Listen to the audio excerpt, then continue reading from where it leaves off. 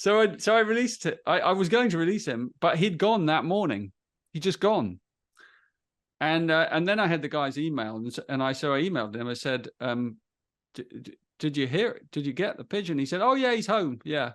It was like he'd flown 300 miles through the night and landed in the dark at this guy's house through all those cities, navigating all those crazy lights and motorways, and Anyway, it was a beautiful kind of little 3-day relationship, and it really helped me make the decision I needed to make, because the myth behind it was so bloody obvious. It's a homing pigeon that had got lost, and then it just needed a pause to make it to get its kind of self reoriented, and then it just knew where to go and how to get back.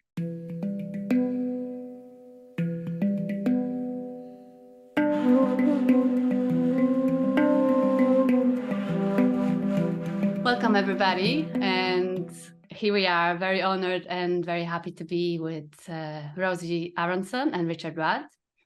Rosy Aronson is an incredible artist, a writer, a creator.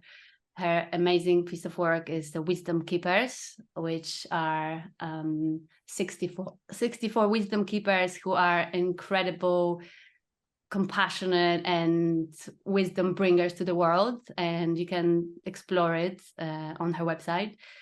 Richard, on the other hand, is a mystic and poet and writer and creator, and both of them are connected to the Dream Arc, as you know, as we are all here for, and we're going to be talking about it. And Rosy is a guide, and she's guiding us, beautiful, like a lioness as well. She's got this amazing energy that is just bringing us there, and she's like guiding us in this terrain to be brave, to explore. And Richard is the wise sage that is keeping and holding the space there too. And I'll pass it to you for the first questions, because we can explore more and more as we speak. Yeah, thank you, Kasia, and thank you both for joining. And I think for Kasia and I, when we were planning what to chat with you about today, obviously there's going to be a lot of Dream Arc, and it's the podcast about the Dream Arc, so of course we're going to talk a lot about that. But I think you've both spoke a lot about your backstories over the years. I know particularly Richard, when we spoke on my podcast, it was like the general sort of bio of the Gene Keys and the things that you spoke a lot, which has touched so many people's lives positively.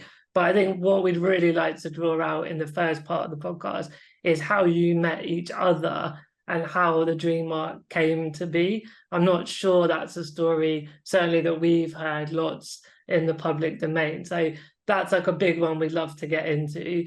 We've got a couple of little games to explore as we go through the episode, lots of chance for you to share whatever comes to you at the moment as well. But yeah, just quickly get a hello from both of you, and a thanks for joining us.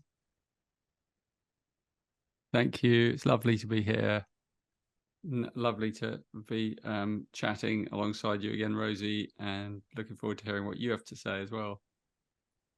Yes, me too. I'm so happy to be here. We just love Kasia and Martyn so much, and are so excited about this podcast that you're starting in honor of the Dream Arc and the very diverse community that is starting to gather more and more from around the world. So I mean, my guess, just to answer your question about how we met, my guess is that I was aware of Richard long before he was aware of me. So I might be able to start, and then Richard, you could kind of come in there in terms of like when I entered the field of your awareness. I mean, my background is in expressive arts therapy. I worked as a counselor, therapist for decades. And right after I gave birth to my daughter about 20 years ago, I met the human design system. And we don't have to get into that, but it's an interesting system. It's a wonderful system. But what I'm most grateful for is that it was through human design that I encountered Richard, because he was writing my favorite human design books. So already from the beginning, I experienced his poetic, mystic, compassionate wisdom. And I was just always very drawn to him. I always resonated the most with the way that he perceived things, the way that he communicated about things. And yeah, there were just many parallels from my own studies throughout my life and what I was hearing coming through Richard. So I don't remember exactly when it was, but some years into my human design work, I just Googled Richard, or I looked up Richard, like, what's Richard Rudd up to these days? And I found this this like holding site that said Gene Keys coming soon.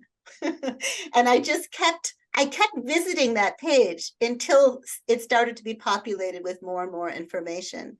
And eventually, maybe it was 2010, Richard came to the United States and did a big retreat in the Santa Cruz Mountains in California. And I went there. And that was the beginning of my feeling. And Richard, you probably don't even remember this because that was a really big retreat for you. I but do. there was there was a moment where I held his feet. Do you remember that? You I probably think don't I do. that. I remember meeting you. Yeah. And even my daughter and my husband at the time met Richard as well, because they picked me up at the end of it. But I just remembered, like, I must hold this man's feet. And I think I must have done it before in some previous life. But anyway, that began my connection with the Gene Keys, which I continued to explore, and I worked with it, and I did readings with it and all that kind of stuff. But it wasn't until I had already come out with the Wisdom Keepers Oracle deck, which was in 2015, that I was in Scotland for another Gene Keys retreat, that I feel like that you approached me and said, "Hey, I want you to partner with me on the Dream Arc." And I was quite surprised by that. And so maybe I can stop there. And Richard, I don't know if you want to share a little bit about why you approached me, of all the people that you could have worked with, all the amazing artists that are drawn to the Gene Keys, like, why me? It was like intuitive, wasn't it? It was like, Of course. yeah. And I think, because it's lovely to take a little trip down that memory. I don't know if you knew, did you know about the Dream Arc then, or all that had come out was? Yeah. I knew of the codex. Like I could go online and see it for sure. So I knew that was a stream that was on its way, but I never did a workshop with you or anything like that. Yeah. So I invented the Dream Arc. Let's just say it like that. I innovated it out of the Gene Keys, which most people probably might already know that it's based on the Gene Keys code, because it's made up of these 364s. So that's the animal codex has got three groups of 64 creatures at each of the three levels: the underworld, the middle world, and the upper world, and which is birds, mammals, and then underworld creatures. And so those creatures were kind of born out of the Gene Keys, because I wanted to kind of go on an adventure across the road into my right hand brain, and explore, what if I just go into like these sort of shamanic realms and these like animal realms, and what if all the lineages of the Gene Keys are connected to creatures in the world, and wouldn't that be fun and interesting? So that's how I kind of came up with the codex, by kind of contemplating each key and then feeling inside me which animal might that relate to. And that's a kind of, that's not a fixed thing really. And I say this to people sometimes when they say, "Oh, I thought that the lion should be in this key, or whatever, should be related to this quality, or instead of the one you've chosen." And I'm fine with that. I think people should trust their intuition, because it's not a fixed thing. It shouldn't become a dogma, but it's fun to play with. So we have this codex, and then I put on a little course down here in Devon with a couple of friends of mine, shamanic friends, and it was a small course. There's about 30 of us, and this beautiful retreat center, and we explored the Dream Arc for 5 days, and we did a lot of really powerful contemplations, and we actually had some creatures there, an amazing horse that friend brought down. He brought for this beautiful racehorse that he introduced us to, and we all met the horse. He was a horse whisperer, so he talked to us about how to approach an animal, any mammal, any creature at all, through introducing this horse. Anyway, it was really powerful. And then we also had birds on the bird day. So we did a mammals day, a bird day, and underworld creatures. And we had this man come in with owls and hawks and falcons, and we all got to kind of hold them and see them hunt and stuff. So we had this like really live, wild experience. It was a wild course. And sort of strange things happened, shamanic things, that one day I will tell some of the stories. Is that a bit like what happened in Devon stays in Devon? Yeah, a bit like that. I mean, I'll give you one story. I won't take up with this, but one story was like I came back one morning to my little cottage, and because I had these shamans, right? So I had this one shaman, and his job was to take everyone in the morning. Like, so as soon as they woke up, he took them in the morning, and he was a drum shaman, and so he got them drumming. But he said, I remember him saying to me, "Do you mind if I do other things?" I said, "Sure. That's your hour and a half. The group is yours. You do whatever you want. Just open them up." And that was his thing, right? So one morning, he was doing wild things with them, and one morning I came to my little cottage, and the loo seat had gone off the loo. I was like, "What? Where the hell's the loo seat?" It didn't cause me too much of a problem, but it was like it just vanished, and I was like, "That's weird." And anyway, he was having this competition amongst them, like whoever could do the least silly face was awarded the loo seat, and they had to wear it around their neck as a kind of emblem of, and so that was one of his morning sessions. And you can imagine the laughter that was going around from that thing. And then this person turned up wearing the loo seat. It's like, there's the loo seat, by toilet seat, Anyway, that was an example of the kind of crazy Richard, I just want to ask you, which traditional indigenous wisdom line did that particular ceremony come from? That particular ceremony was definitely from the Oxfordian line, because this guy was from Oxford, and he lived on a boat, and he was this wild shaman. And anyway, he was quite a character. He was an amazing character. Yeah, I love it. He was a sort of trickster shaman, which is why I asked him to come, because he had that energy, wild. You never knew what he would do or say.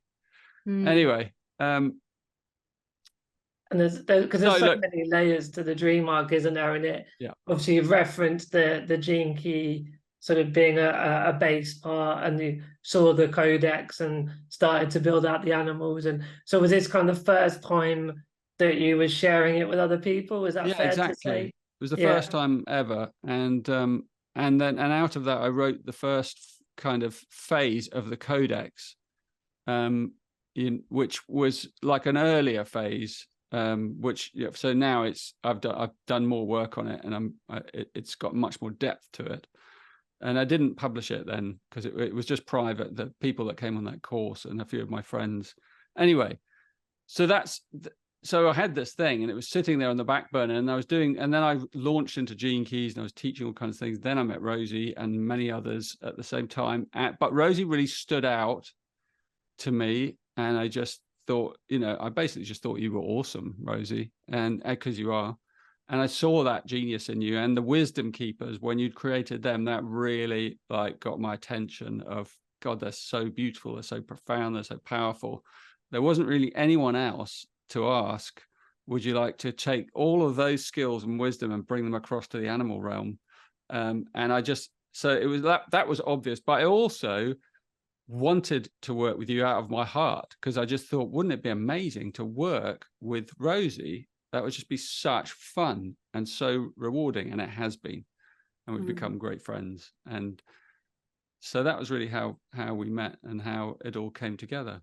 Wow, that's a really beautiful story, and absolutely perfectly said about Rosy. I think with your, the wisdom keepers, I feel they actually contain Dream Arc. And if you zoom in on those little details, there's so many animals and the most random, well, not even random places, but like when you have to really be present with them when you work with them, when you meet them, and they're just so beautiful. So I feel like I love your both stories as well. And Richard, that story you shared is amazing and very funny, and the trickstery, and it's beautiful because it's again very dream arc-y sort of style, but also I love how you took what came to you and brought it to the people to experience, and sort of out of that then you follow, because it's such an incredible course that actually is as well that as many other things, but it's very tribal. It's like it makes us all connect together, and we are all here to since we've joined, I feel so connected to so many people, and so many synchronicities happen, and so many animals came to my life, and I feel so much more connected with nature. And that's beautiful that you took it like off what came to you and through you, and you took it to people and then brought it back to explore more, to extend it, and and make it what it is. And as you said, it still grows, and I love it because that's such a right brain sort of approach, not like super logical left brain. I think we have a lot of it in the planet, and we definitely can do a bit more of that intuitive, of that creative approach. So thank you both for sharing. Wonderful story. We've definitely brought that creative energy into it as we kind of built the course, didn't we, Rosy? Yes, we did.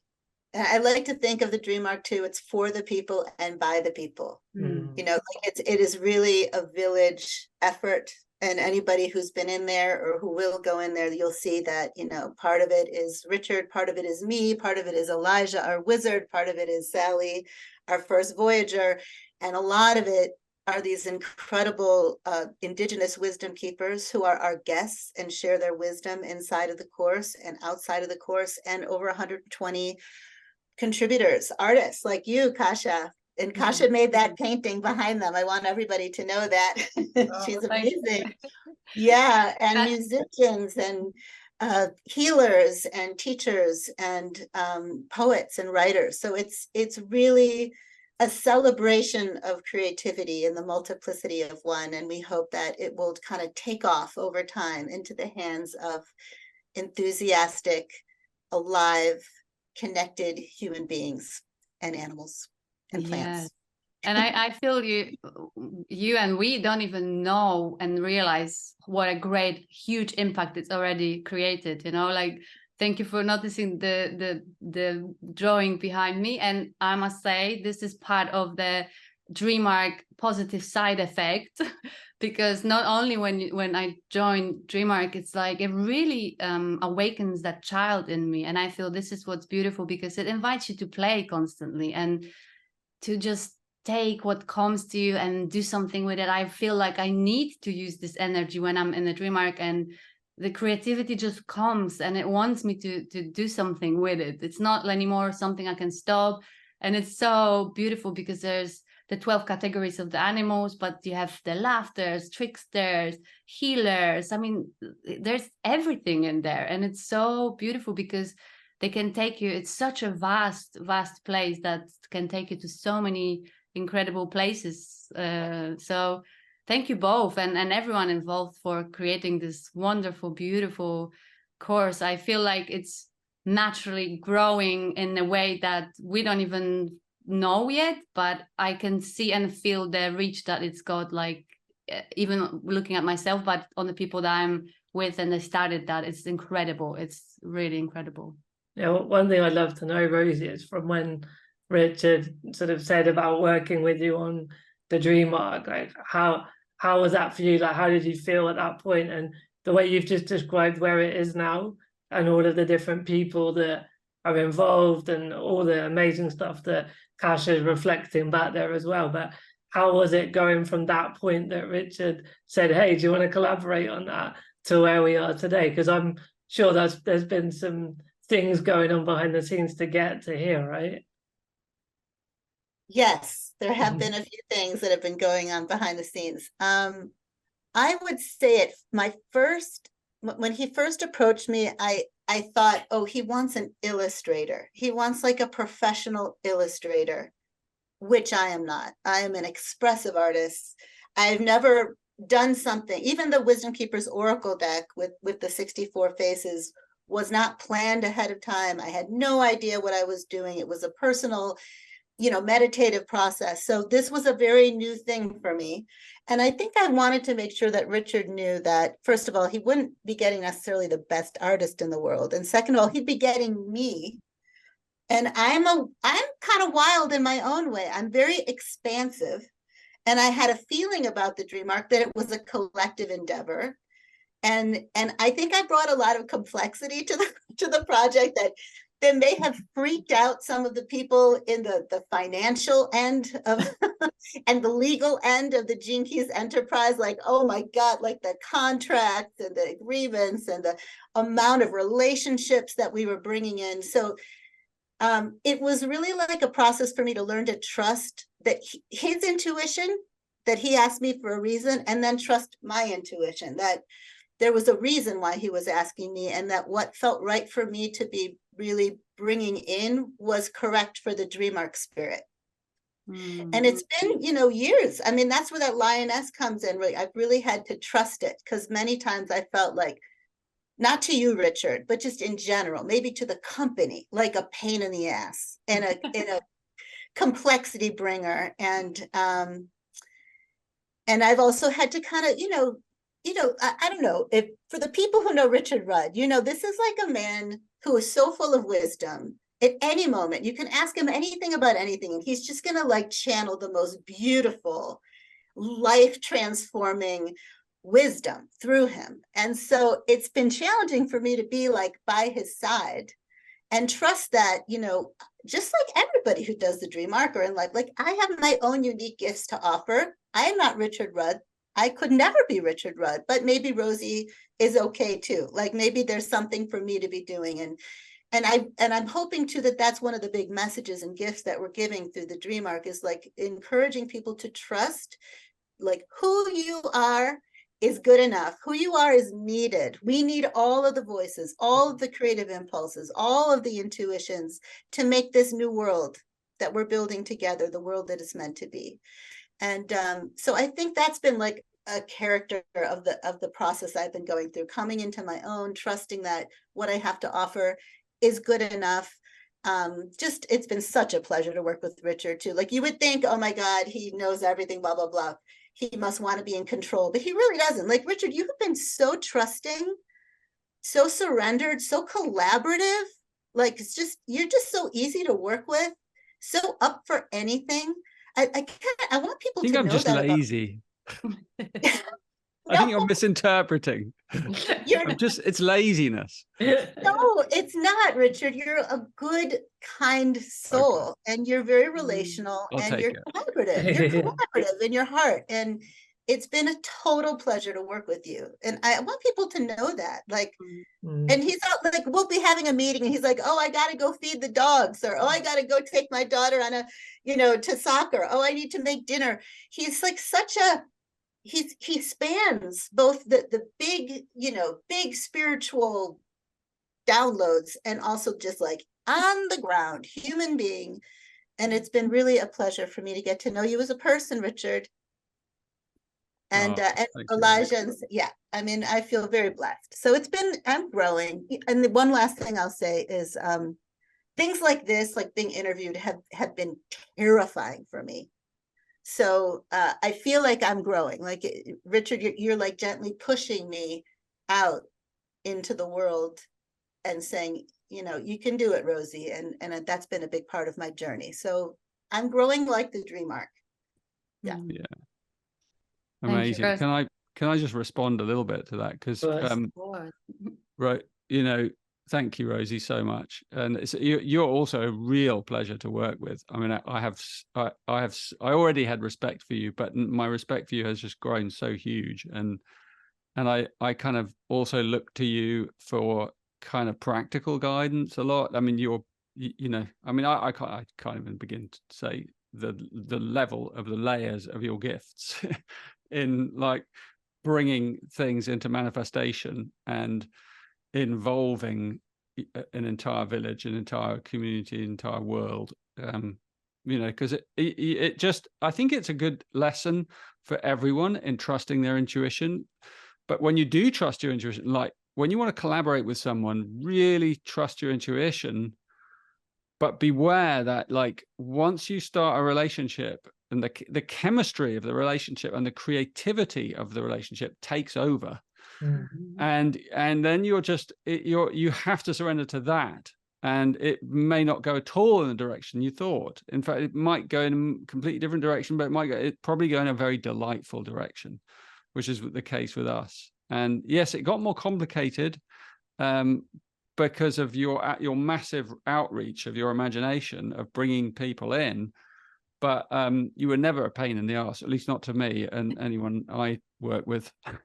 But yes, there were more intricacies involved when you involve more people and more, but it just, everything got richer as soon as you arrived. It just, even my writing got richer as soon as you arrived, like, and just because of the relationship, I think partly, and the Dream Arc started to manifest its kind of what it wanted, and it had two willing and more of us, obviously, but it started with you and me, had two willing kind of people who were sort of mad enough to go with where it wanted to go and keep saying yes to each other. And that's really what we've done, isn't it? We've just kept saying yes. So you would say, right, I want to bring in like all these people, and I go yes, and then I'd say I've put the animals into 12 categories, and you'd say yes. And then we go, and then it just all sort of start to manifest. And Rosy's a really hard worker. She's like, she puts in the hours and really methodical and detailed, and really it's you end up with what we've got, which is an incredible program, an amazing kind of evergreen product that will kind of outlast us and hopefully go on reshaping itself as well and expanding even more. So yeah, I'm like completely, I've changed and learned and continue to grow through my relationship to you. I was going to say, it sounds like a lot of growth and joy and like you said as well, Rosy, surrender to there's things bigger than everyone involved as well, and that I think that's something a lot of people would struggle with, that balance of direction but also surrender, and I think that's something you're both amazing at and why you work so well together. One question: do you have to be a Virgo to be in I was going to talk about Virgos. Yeah, anyone watching, listening, all four of us are Virgos, so I don't think it is a prerequisite, but that's sort of a bit of an in-joke we've had of some of those Virgo qualities as well. Not at all. And actually, I don't, it's ironic because in a way I have been the project manager and I've had to be very detailed, but I feel my nature is much more chaotic. I am a wild Virgo. So no, you do not need to be a Virgo. And I think we need to change our definition of what Virgo can be. Totally. Right? You should see Rosy's desktop on her laptop. Then you will know the meaning of a wild Virgo. Wild Virgos. I love that. That's beautiful. And thank you both for sharing so in such a real way. Because what you, Rosy, said about anyone showing up, just show up as you are. We need you. The world needs you just as you are. I love that. It's such a beautiful sentiment, and also just the way you talk about each other is so like a balsam for the heart, like because you can feel the connection between you and the inspiration that you bring each other, and you just by telling us your story, you just show us that we are all so interconnected, and whoever just like puts that thread in one corner of the beautiful painting, then it meets with another thread of another corner, and it's just like we start just like dance together in this beautiful adventure, and we do enrich each other and inspire each other and open the creativity. I had a dream about 5 years ago after starting the Gene Keys, which the Dream Arc comes from, which I shared with you two before, but just for all of you that listening, I had a dream that I was in this beautiful mystical forest, and I met Richard and a woman that I at the time didn't know was Rosy, which now I'm pretty sure it was Rosy. And you both gifted me an owl, a white, beautiful little owl, which is not only my spirit animal, but also it was just like a symbol that's just been then coming and going. And that's, bear in mind, before I even knew that there is something like Dream Arc that existed. And that's what I love about this dream, is that we kind of got together, and we are so honored and so happy to be part of this amazing adventure with you two. We are such incredible souls. When you shared your story, I had so many insights that I wanted to ask about, but we could chat forever. So yes, I just wanted to share this story because it shows the magic of the Dream Arc. It was like a dream that happened before I had even like actual awareness of the Dream Arc, and then the symbols of it like brought me to it. And that's sort of, I feel like it's part of the intuition that tells you the symbols are showing up in your life, and when you really like pay attention, you are being guided. It's like part of our being connected to the bigger picture, bigger sort of organism that we all are connected to. So my question will be, because we are at the moment at the live retreat, and the magic of the Dream Arc is happening as we speak. There's so many people that join, and it's such a beautiful space already. It's only been 3 weeks, 3 meetings in. I was just curious, do you, either of you, have any like insight or something that happened to you that is like already shown a bit of a magic of the Dream Arc? You want to go, Rosy?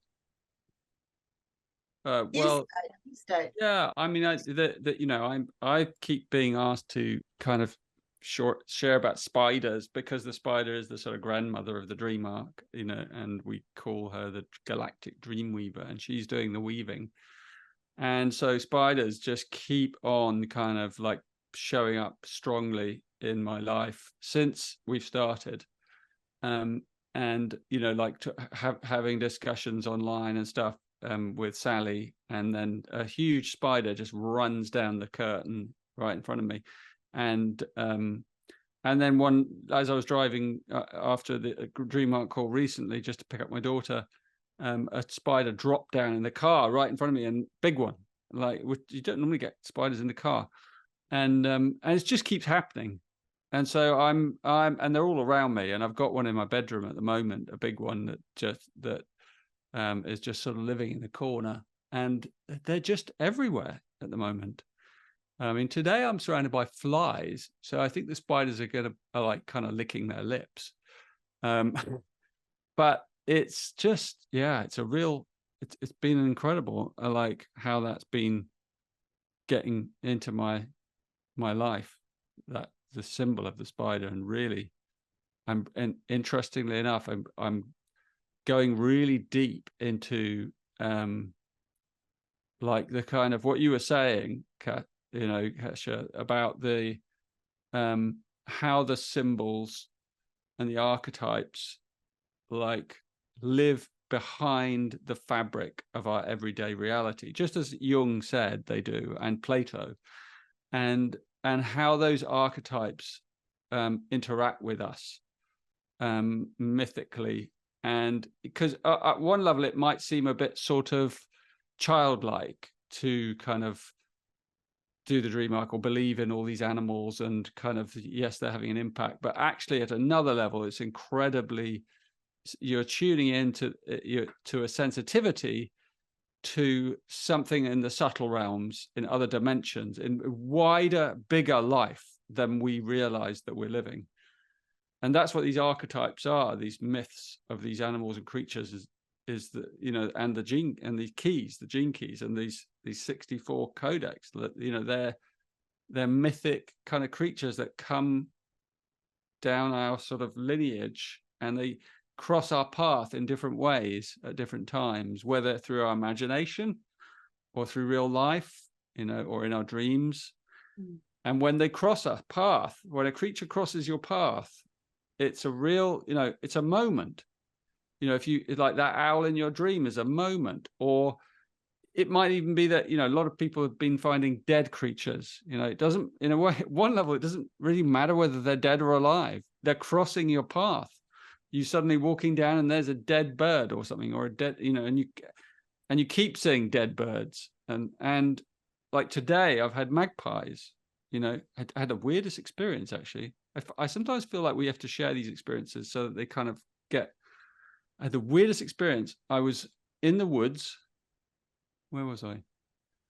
I was in the woods, walking the dogs, I think, and I saw at the corner of my eye something flash from behind a tree, and it was like black and white, and it was like a person, and I thought a person had just run and hidden behind that tree because it was a big object flying. You know, I was like, what the hell? Someone's hiding behind that tree wearing black and white. And so I went round the tree and there was no one there. I was like, what the hell? Did I just like hallucinate something?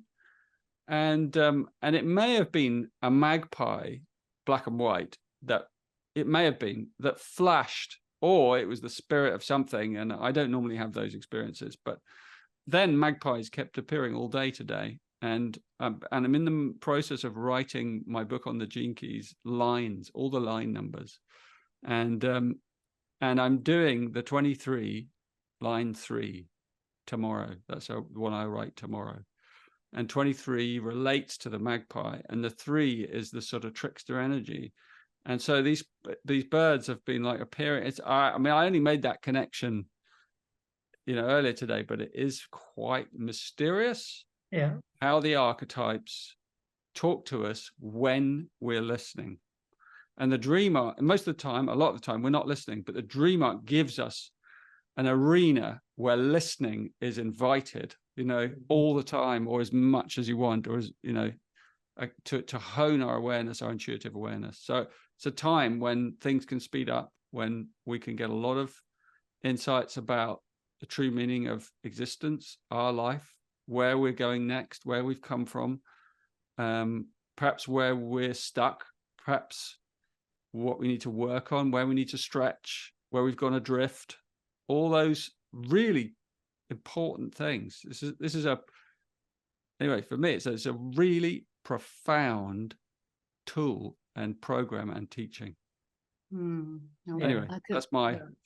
That sensitivity part for me has been a big one. That sort of, having been in the Dream Arc now a few months, it's just so many things in nature and art and in dreams, to speak to Kasia's point.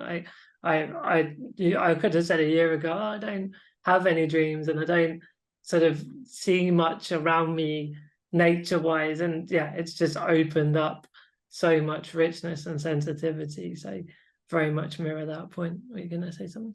I was just going to say, it's one of those wisdoms, Richard, that Rosy was talking about. You just download and share with the world. That was so yeah, amazing and profound. So thank you for that, because I have a feeling that this is where we're going as well, and this is the place to be. And yeah, it can surprise you, it can make you laugh, it can trick you into some places. So that's the fun of the Dream Arc. It makes you listen. It's beautiful for that reason. I love that as well. It makes you just more present and more sort of like aware of what's going on around you and inside you, and yeah, in those other places as well. So yeah, thank you for sharing that. How about you, Rosy? Yeah, that was very beautiful, Richard. You know, there were so many thoughts I had while you were talking, but one is this, you know how we were saying it's been nice to work together, because it's like someone will put something forward and the other person will say yes, and then someone puts something forward and the other person will say yes. And I'm thinking about, I don't know if any of you have done improv, like theater improv before, but one of like the main philosophical principles is yes and. It's like you say, someone offers you something and you say yes to it, and then you add something to it, as opposed to blocking, right? Like someone might say, oh, here's a gift, and they hand you something and it's like empty. And you could say, oh, there's nothing in your hands, right? That would be a block. But if you said, oh my God, that's what I always wanted, a necklace of a turtle, then suddenly you start to build a world together. And in a way, it kind of feels like that's what Richard is describing. That's what the Dream Arc is. It's a yes and practice with the universe, with our environment, with our internal world, with our dreams. And I want to just say, we're calling it a course, but it's so much more than that. It's like, it's a life, it's a lifestyle where suddenly everything becomes animated. We're in constant conversation, and our life becomes the curriculum. So I wanted to say that. And I love, for example, like your dream, Kasia, you had before you knew about the Dream Arc. Then you meet Martyn. Martyn interviews Richard. Richard says to me, hey, you got to meet these people. They're amazing. We get together and suddenly here we are, and you're hosting the podcast, right? So that's like an example of the Dream Arc magic when we're all saying yes and to each other, right? We're weaving like the spider, and we're saying yes. We're allowing, we don't know. I mean, when you interviewed Richard, Martyn, I'm sure you weren't thinking, oh, I'm gonna with Kasia do the Dream podcast. No, you said yes to that strand, and you let it take you into the unknown, and you let something grow. Yeah. Even when you trace it back to like, when did you come across the Gene Keys and my work, and how did that happen? And you get to see like how that kind of crossed your road, and the timelines are endless. It's like endless. I even had a dream, Richard. I don't know if you knew this. It was years before the Gene Keys, where I met this wise, like a wisdom keeper, who was flying upside down, and he handed me this metal alloy, and it had the numbers of my activation sequence. Wow. And it was years before. I mean, this was 25 years ago or something like that. So I feel like we're all in it together, and we're discovering, we're like opening this treasure together to find out why we're here, what we're meant to do together through all these yeses. And I wanted to just say just a couple of little mini things. Like, for example, the day of our first retreat opening, I went for a walk, and I said, come to me, animal, who is here, like animal or creature who is here to bless my journey. And while I was walking, a snake just kind of like slithered right in front of me. And it was so perfect in terms of this transformative time in my life. Or I had a dream of an eagle, like up until now, my guardian. I do want to make sure people know there are these incredible categories. So there's 192 animals. And then Richard came up with 12 categories: the guardians, the unifiers, the healers, the messengers, the warriors, the hunters, the tricksters, the laughers, the journeyers. I could go on and on, but I could only go on and on until 12. But anyway, I think it's really important that people understand. So there are the animals, and then there are these life themes. Taking a leap, that's a theme that we all can relate to. Where is it we're meant to take a leap? Were we meant to be a warrior? Like right now, for example, I'm going through a really difficult time in my personal life. I was meditating the other day, and I said, just show up if there's an animal who's here to teach me something about what I need next, what my next category is supposed to be. And a wasp just kind of went right in front of me, a hornet, because it's time for me to be a warrior. Because I think my energy has been much more unifying in my life.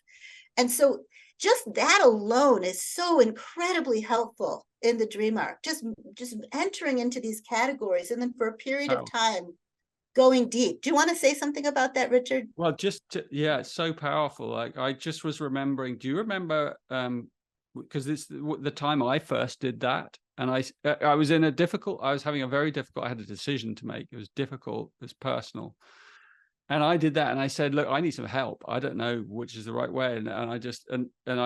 We were creating the Dream Arc. And so I said, I'm going to ask the Dream Arc. And so I just asked the creatures, can you give me some help, guidance on this very difficult decision?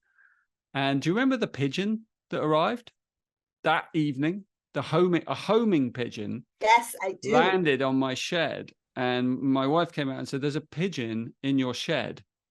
And I just went to get something, and it's in there, sitting in there, and it's just like hanging out in there. I was like, really? That's a bit weird. So I went in, looked at it, and there was this little pigeon bird, and then it, so we left it some food and some water, and then it came out, and then it would sit on the roof in the day, and in the night it would go into the shed. And it was sort of shy, and then it kind of got used to us, and we kept giving it, we looked at it and was like, I think it's a homing pigeon. And so my wife went onto Facebook and sort of looked at like pigeon, and it turns out that there was a group of pigeon, a whole load of pigeons. She found some weird pigeon group, and a whole load of pigeons had got lost because of some lightning storm or something, magnetic storm. And anyway, we managed to get really close to it eventually after like 3 days, and it had a little telephone number on its foot. So we got the phone number. I rang up the guy. He lived like 200-300 miles north.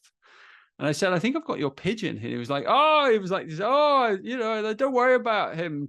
He'll find his way home. Just like, And I said, "Really?" And I said, "I can bring him because I'm coming up your way." And he said, "Well," he said, you could drive up the motorway if you're going this way and just release him off the, and he'll find his way home." And this guy lived in the Midlands of Britain, which is all cities, loads and loads of cities close together. And he lived in the middle of a city, right? Anyway, the next day I was going to drive the pigeon with me up because I was going north to Wales. And which was kind of a surreal moment anyway, having a pigeon. And like my kid was saying, one of my kids was saying, "Why are you taking this pigeon in the car?" I said, "Well, they're going to release it on the motorway for this guy." And they were like, "Really?" It's like, anyway. So I released it. I was going to release him, but he'd gone that morning. He'd just gone. And then I had the guy's email, and I emailed him. I said, "Did you hear it? Did you get the pigeon?" He said, "Oh yeah, he's home." Yeah. It was like he'd flown 300 miles through the night.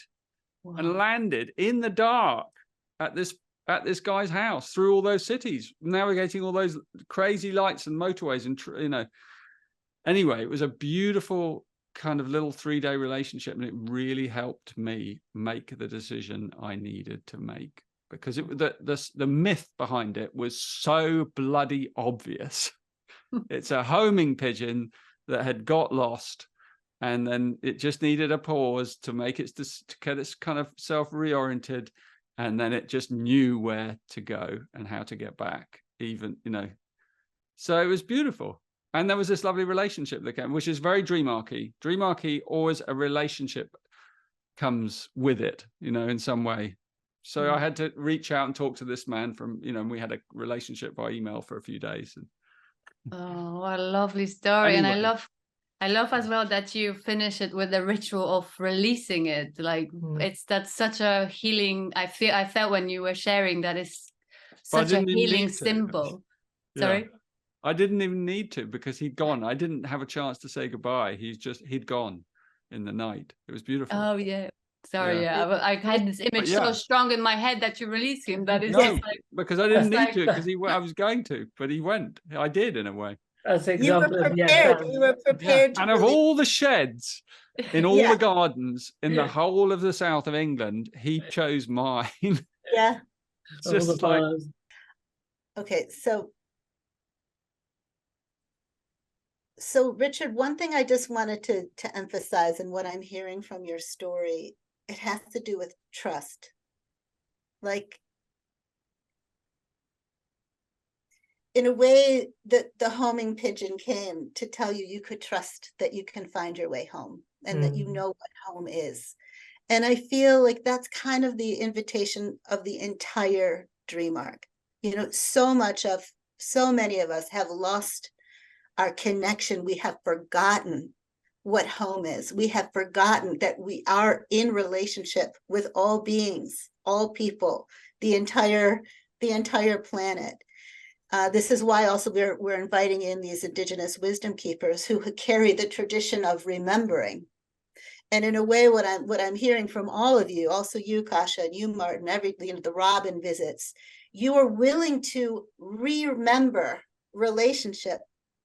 And in a way, it feels like when a giant group of people go through that process together of remembering, I kind of think about tikkun olam, like, or the shattering of the initial vessel, and then the healing or the repairing of the world or the universe is by bringing all these little shattered fragments back into one place again.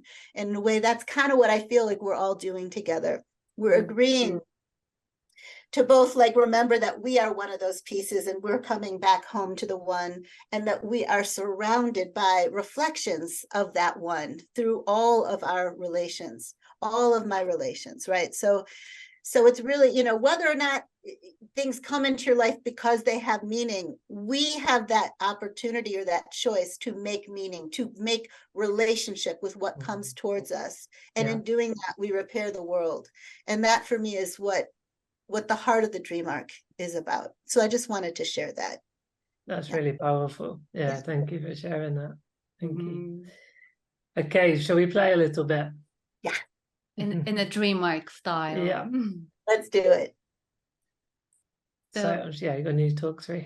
So yeah, we would love to invite you to and anybody who's listening as well. We're gonna play with the Dream Arc Oracle a little bit because it's so much fun. So we don't want to miss on that one. And we're just gonna put an intention together of like an animal that it's like when we click at the Oracle, it will pop up with some meaning to Rosy's point. Yeah, exactly. And if you can share with us a story that comes to you regarding that animal, and for anyone listening, we invite you also to just tune in into what this animal is telling you and what this animal is presenting for you, or maybe it will show up tonight in your dream, or maybe you will see it somewhere in the world. So with this intention, we would love to hear from the Dream Arc Oracle about the animal and the meaning and the message it's bringing, please. Okay, I'm gonna click it now. The dove. I am the dove. I grant you today a vision of ineffable peace. Each day before you awaken, I fly out of your heart into and I've got a blockage on the windows there. The great blue sky. Thank you very much. Of existence. We'll tag team this, Richard. One day, when you listen deeply enough, you will meet me carrying an olive branch. This branch is the eternal good news that all of your conflicts will one day come to an end when you reside permanently in your heart with me. Oh, I've got goosebumps. Yeah, I've got goosebumps. That's cool. And I love that you actually read it together. It's just this connection that we are all like intertwining and needing each other's voices. So thank you so much, Dove. And Rosy, is something coming through you? I don't know why I always cry. First of all, this feels so connected to the homing pigeon, Richard. I thought that too. And for me personally, and for us on the planet, there's something about like if I was going to ask a question, it would be like, what is home? And if for each of us, and if we really trusted that we could find our way back, what would that be? What would that feel like? And I feel in a way the dove is answering that question for me. It's like the home is the heart. And I'm just very, very moved by that the eternal good news that all of our conflicts will one day come to an end. Yeah, when we can really rest permanently in our hearts. That is just such a beautiful prayer and truth. So I'm just feeling touched by it. Beautiful. And what a vision as well. What a vision to hold for all of us. For all of us. Yeah. Thank you, Rosy. Yeah. Richard, anything coming through for you? Well, yes, and for Rosy.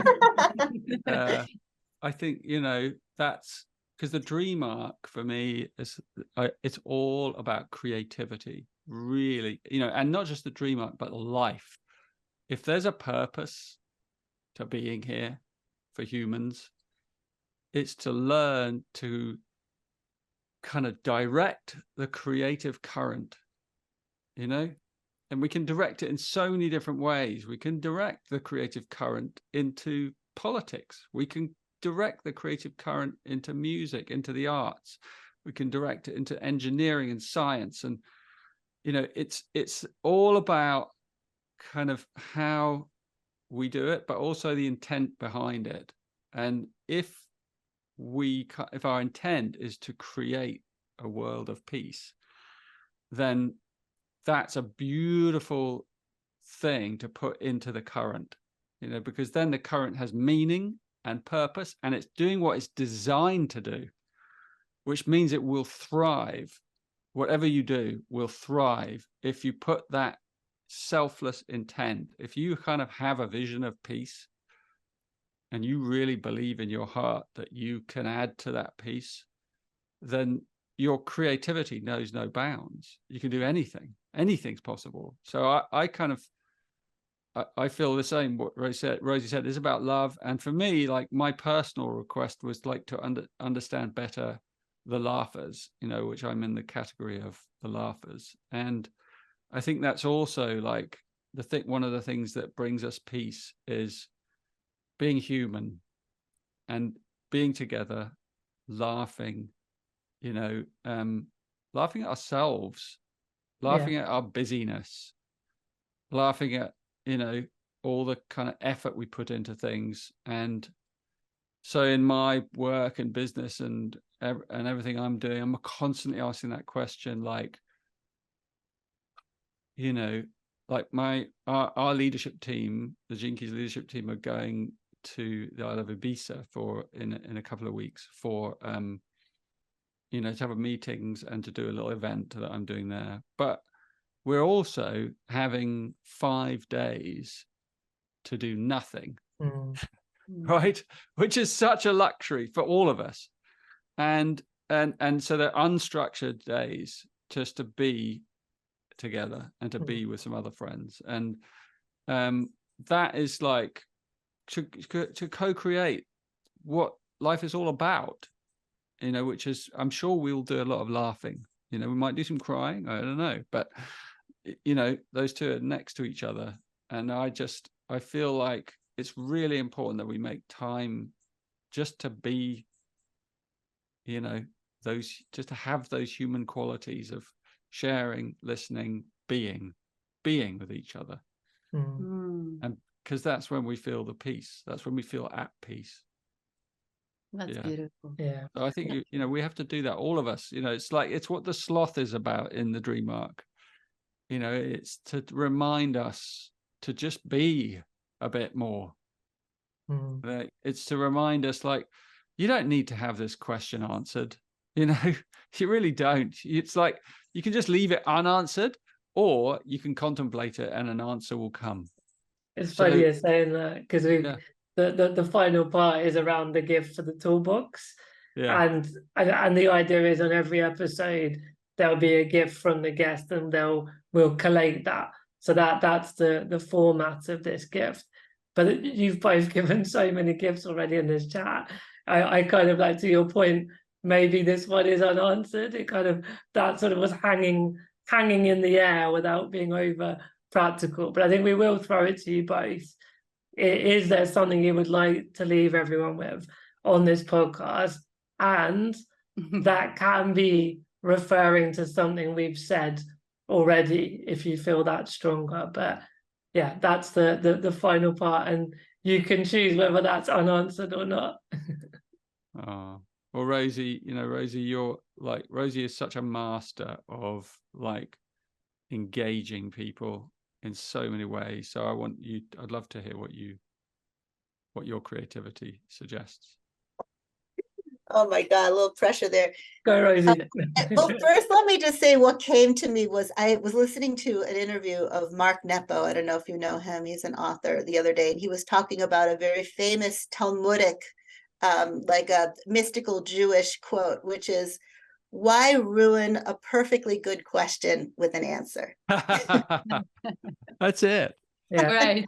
So beautiful. Fantastic. It's so good. Yeah, give yourself the gift of an unanswered question. Yeah. So are we feeling like that will be the contribution from this episode then? that will be part of the toolkit from both of you. Does that feel right? Yeah. Yeah, I and say then to tag people- in there, like include Richard's invitation to just enjoy life, like Yeah. enjoy life, being with the people that you love, relaxing, you know, unplugging, and not having to figure it out. You know, I think that's a nice. Yeah. I like that. That's It's almost like you have to become the questions that you have. You know, what you just kind of melt into them without the need for an answer. And then the natural contemplative, you know, when you're relaxing because you've let go of the need for an answer right now, the answer just comes. It'll come in some way. Yeah. Might come through a dream, an animal, might come, you know, through someone, you know, giving you a slap in the face.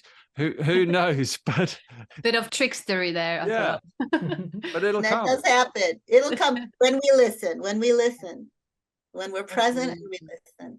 Yeah. When you were sharing, Richard, I saw this image of like all of us as a whole world just unwinding like that tight spring, like really tightly like twisted. And this actually helps. Like I felt like the pressure. It's like even when you were sharing about being in Ibiza with the group that normally works really hard, and you know we know how you are, or we are all involved in the life, and this is just such a beautiful image of like, yes, just relax, you know, take a breath, be with friends, do what we always done until we started speeding up in this life to the point that we just don't even have a space for it. And then this is exactly why it's so rich, this podcast, and we thank you so much, because there's so many amazing juicy pieces for everyone who's listening of how to do it.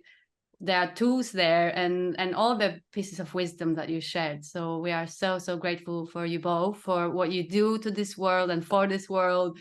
And thank you for bringing and saying yes bravely, yes and just showing up. It's wonderful. And thank you for having us on this crazy adventure with you as well. Yay, for Virgos. I love it. I'm so looking forward to like just listening to all your podcasts and seeing who gets attracted in and what amazing stories emerge. No, there will be plenty Yeah. for sure. Yeah. Cool. And you're Thank you both. wonderful at this. You're wonderful You at really this. are. You're so good at it too. So natural, so interested. You so full make of people your feel story. so comfortable and at home. Yeah.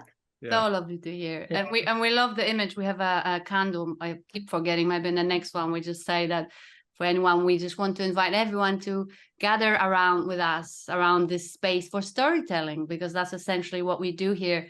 And this is the oldest and the richest and the most amazing form of us connecting, because we are gathering around the fire. We're just activating something in us that is, even when you put a candle, that lovely flame that we can stare at, or even when you hold the intention of that beautiful flame in your head, in your mind, in your mind's eye. And so we thank you for all of you to joining us and around the fire for storytelling, and there'll be more coming. Thank you so much for both of you. Thank you. Thank you.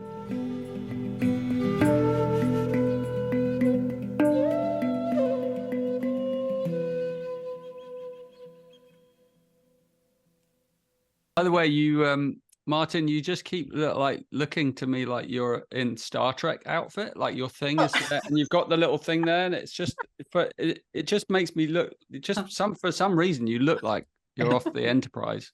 Yeah. Wow. You're like the captain of the ship. I love it. I mean, he's got his spaceship as Yeah, well. Exactly, So, you know, that's what I mean. That landed. adds like it's. I'd really love a way for the chair to fly, like some kind of choppers or wings or something. Oh, Yeah. it's coming. Yeah. I think Yeah. it's coming. Yeah. Coming. Interdimensional travel chair. Yeah. Definitely a lot of that going on in general, but yeah. Transformers.